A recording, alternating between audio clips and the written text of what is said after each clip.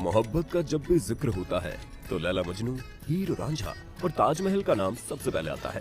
ताजमहल मोहब्बत की वो निशानी है जिसकी पूरी दुनिया दीवानी है। मुमताज की याद में शाहजहां की बनवाई ये इमारत दुनिया की 7 अजूबों में गिनी जाती है। हाथी दांत और सफेद संगमरमर का मकबरा दिखने में बड़ा खूबसूरत है, जिसमें पत्थर का काफी बेहतरीन काम किया गया है। आप में से बहुत से लोगों ने इसे आगरा जाकर देखा भी होगा, और हकीकत में ही नहीं, कम से कम फोटो या वीडियो में तो ताजमहल देखा ही होगा ना, और अगर नहीं तो अभी देख लिया होगा। लेकिन क्या कभी आपने सोचा है उस पर लगा एक एक पत्थर कैसे रुका हुआ है और कैसे इस पूरी इमारत का निर्माण हुआ होगा? क्योंकि आज की बड़ी बड़ी इमारतें और बड़े बड़े पुल जो कि मजबूत सीमेंट से बनते हैं और फिर वो ढेर हो जाते हैं, तो फिर 1668 में बना हुआ ताजमहल आज तक कैसे टिका? वैसे जिन्हें नहीं पता उन्हें बता दे कि सीमेंट का आविष्कार 1824 में इंग्लैंड के जोसेफ नामक शख्स ने किया था, जिसका एक्सपेरिमेंट उन्होंने 1811 में शुरू किया और 1824 में वो कामयाब हुए। पहली सीमेंट उन्होंने बनाई थी जिसका नाम पोर्टलैंड सीमेंट था। तो फिर 1631 में जब ताजमहल का निर्माण शुरू हुआ तब तो सीमेंट के बारे में कोई जानता भी नहीं था, तो फिर आखिर कैसे उसे बनाया गया, वो भी इतनी मजबूती से कि आज तक वो तटस्थ खड़ा है। क्या हुआ, सोच में पड़ गए? कोई बात नहीं, हम बताते हैं ना, लेकिन वीडियो को बिल्कुल स्किप मत करना। तो चलिए शुरू करते हैं। ताजमहल की कहानी ज्यादातर लोगों ने सुनी ही है कि ये शाहजहां ने अपनी तीसरी बीवी मुमताज की मोहब्बत में बनवाया था, और जमाने में इसे बनवाने में करीब 3 करोड़ की लागत आई थी। और ताजमहल आज भी दुनिया को हैरान करने में कोई कसर नहीं छोड़ता, चाहे वो इसके सफेद मार्बल्स हो, चाहे नक्काशियों में लगे अनोखे पत्थर हो, या इसकी कारीगरी। और आज हम इसकी कारीगरी पर ही बात करेंगे, लकड़ियों से बनी हुई ताजमहल की नींव। अब ये बात भले ही आपको सुनने में अजीब लग रही होगी और आप सोच भी रहे होंगे कि पागल हो गया क्या, भला लकड़ियों की नींव 370 साल से भी ज्यादा कैसे टिक सकती है? पर यही सच्चाई है। चलिए हम समझाते हैं। इस लकड़ी की नींव में सबसे बड़ा रोल यमुना का है। जी हाँ, जिस तरह से शाहजहां मुमताज के बिना अधूरे हैं, उसी तरह यमुना के बिना ताजमहल बेकार है। इसलिए नहीं कि यमुना नदी इसे खूबसूरत व्यू देती है, बल्कि इसलिए क्योंकि बिना यमुना के ताजमहल का कोई वजूद नहीं रहेगा और वो गिर जाएगा। जी हाँ, सही सुना आपने। असल में ये सारा खेल उसी लकड़ी का है। दरअसल वो लकड़ियाँ इबोनी यानी आबनूस के पेड़ की लकड़ियाँ हैं।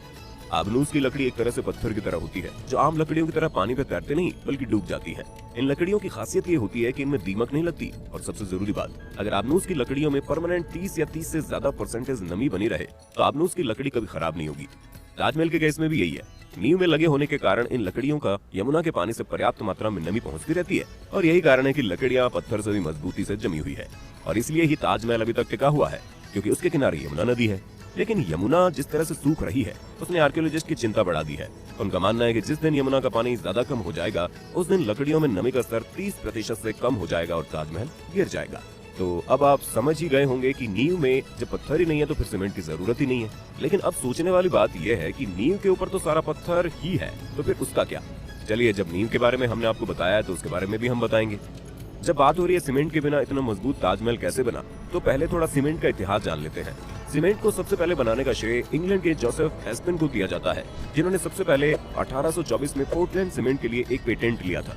वो सन 1811 में सीमेंट बनाने के लिए एक्सपेरिमेंट में लग गए, और 13 साल की कड़ी मेहनत के बाद 1824 में उन्होंने दुनिया का सबसे पहला सीमेंट बना डाला, जिसका नाम था पोर्टलैंड सीमेंट। अब सीमेंट तो 1824 में आया था और ताजमहल का निर्माण 1631 में शुरू हुआ था, यानी करीब 193 साल पहले। तो फिर कैसे चिपकाए गए थे संगमरमर के पत्थर? आजकल तो मार्बल चिपकाने के लिए कई तरीके मौजूद हैं, जिनके जरिए संगमरमर के पत्थरों को चिपका दिया जाता है।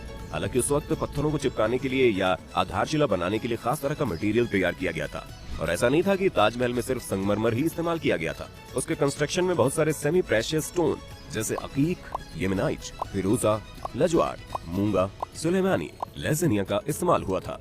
इसके अलावा कुछ अल्ट्रा रेयर स्टोन्स भी ताजमहल में इस्तेमाल हुए थे, जैसे तिलाई, पाइज़हर, अजूबा, खाटू, मैग्नेटिस। द कंस्ट्रक्टर .org के एक आर्टिकल के मुताबिक ताजमहल की नींव के लिए एक अलग सा घोल बनाया गया था, जिसका नाम सरूज बताया जाता है। ये सलाइन, चिकनी मिट्टी आदि से बनाया गया था। इसके अलावा इसमें गुड़, दालें, चीनी, दाल, गोंद आदि भी मिलाए गए थे। इसके साथ ही ताजमहल का निर्माण हुआ, और इसकी मदद से इतनी पकड़ हो गई कि आज कई सालों बाद भी ताजमहल भूकंप, तूफान, बारिश, धूप, गर्मी, सर्दी का मुकाबला कर रहा है। ये इतना मजबूत है कि भूकंप भी ताजमहल को गिरा नहीं सकता। दोस्तों, ये बात थोड़ी साइंटिफिक है लेकिन इंटरेस्टिंग भी, कि कोई भारी भूकंप भी ताजमहल को नहीं गिरा सकता। ताजमहल सिर्फ प्यार का प्रतीक और सफेद संगमरमर की एक खूबसूरत इमारत ही नहीं, बल्कि मुगल काल की सिविल इंजीनियरिंग का एक बेहतरीन नमूना भी है। अगर आपने ताजमहल को गौर से देखा होगा तो एक बात आपने नोटिस की होगी कि मेन बिल्डिंग के चारों तरफ बने हुए चारों मीनार आपस में परफेक्टली परपेंडिकुलर नहीं है, जिसका मतलब ये है कि वो स्ट्रेट नहीं खड़ी है, और ऐसा जानबूझकर किया गया था।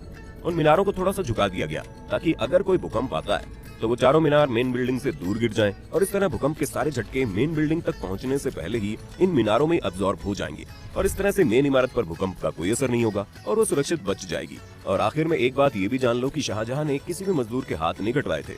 ये महज एक अफवाह है और कुछ नहीं।